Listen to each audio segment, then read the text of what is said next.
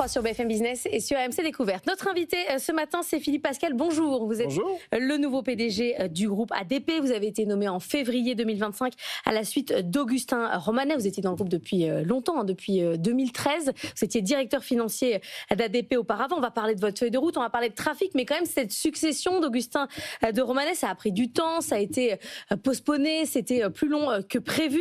Comment on vit ce type de succession? Est-ce qu'on est en attente? Est-ce qu'on trépigne? Non, je pense qu'Augustin de Romanet a eu à cœur de porter l'entreprise jusqu'au bout, y compris pendant cette période d'intérim qui a été effectivement longue et parfois complexe. Mais il a préparé le travail. Nous avons travaillé ensemble dans ce cadre-là avec tout le comité exécutif. Et donc la succession est effectivement en ayant quand même des collaborateurs qui sont passionnés, très engagés, avec une bonne connaissance de l'entreprise, a été globalement facile. Alors la bonne nouvelle pour vous, c'est que vous arrivez avec un chiffre de fréquentation qui revient sur l'avant-crise sanitaire. On n'est plus du tout sur les craintes d'il y a quelques années. On est sur une augmentation du trafic qui revient clairement en termes de clientèle. Alors effectivement, nous allons revenir en 2026 à peu près au niveau du trafic 2019, donc avant Covid. En revanche, ce n'est plus du tout le même trafic. On a 75-80% simplement du trafic domestique, donc avec beaucoup moins de trafic domestique avant crise, et en revanche plus de trafic international, ce qui est bien d'abord pour la planète, puisque c'est bien les avions intercontinentaux qui se développent, et c'est ceux-là qui sont environnementalement pertinents, et puis c'est aussi bien pour la stratégie du groupe, pour son développement, avec un trafic qui est contributif et qui permet de poursuivre l'investissement et le développement du groupe. Mais ça veut dire quand même que sur les investissements sur le national, on va sur un affaiblissement complètement de ces vols. Ça n'existera plus, des petits vols nationaux? Non, pas du tout, j'irai pas jusque-là. Déjà, nous, on parie sur le fait que le train et l'avion sont complémentaires.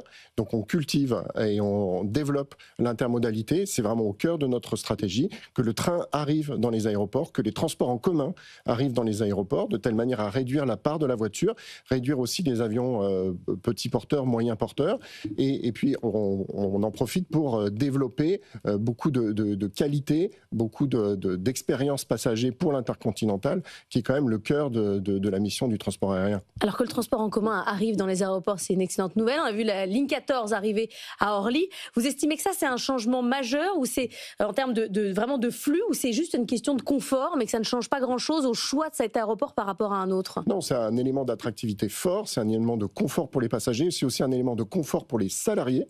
Donc c'est un point majeur avec l'arrivée de cette ligne 14, mais il va y avoir à Orly aussi la ligne 18 qui va arriver très vite, fin 2026, début 2027, et puis à CDG, avec l'arrivée de CDG Express tout début 2027, mars 2027, et puis la ligne 17, la liaison Roissy-Picardie, bref, un écosystème qui se construit avec, j'espère, plus de lignes à grande vitesse aussi qui arrivent à CDG.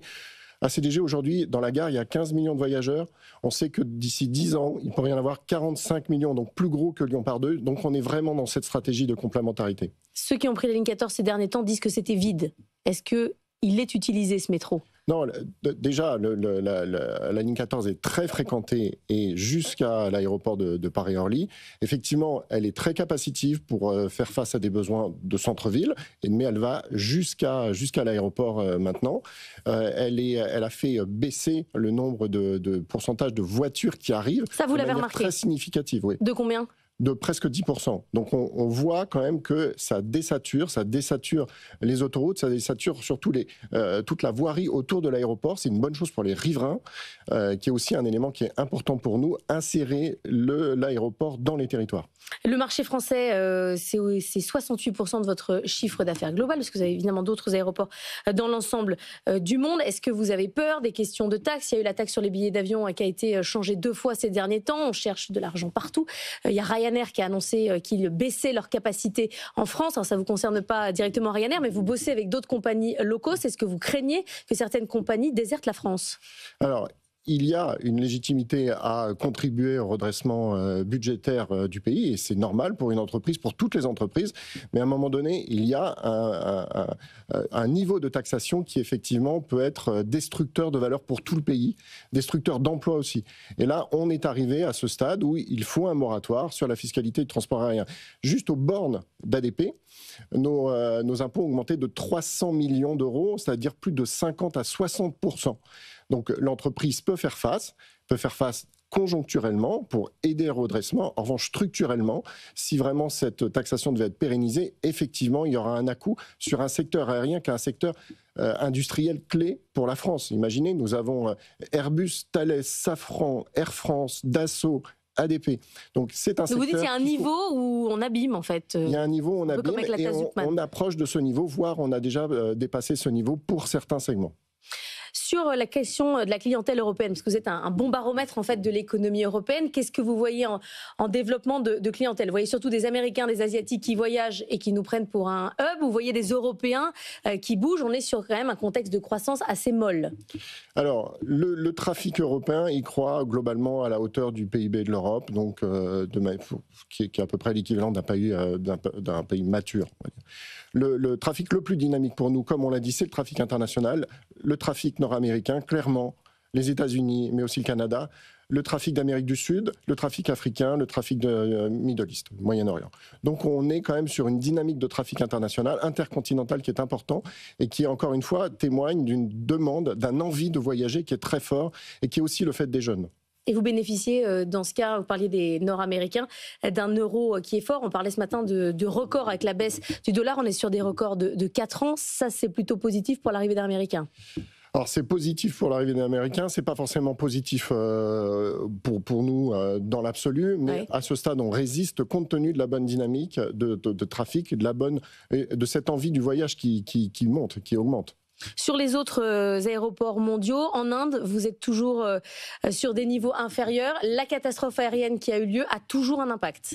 La catastrophe aérienne a toujours un impact. Nous, on opère notamment l'aéroport de Delhi, qui est la base d'Air India, mais aussi l'aéroport d'Hyderabad, de Goa, bientôt de Bhogapuram et de Nagpur. Donc, on a une base indienne qui est très forte. Effectivement, l'à-coup lié à l'accident est fort.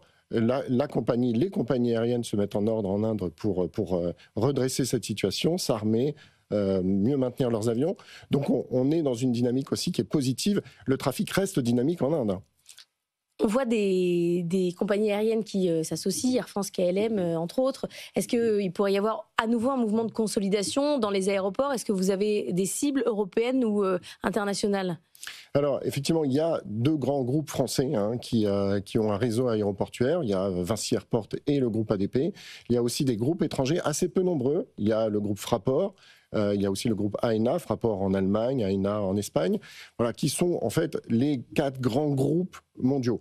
Donc cette consolidation dans l'aéroport, elle a lieu, elle est liée à des expertises qui se développent. Nous, quant à nous, nous essayons d'être positionnés sur des aéroports de capitale, de pays plutôt émergents.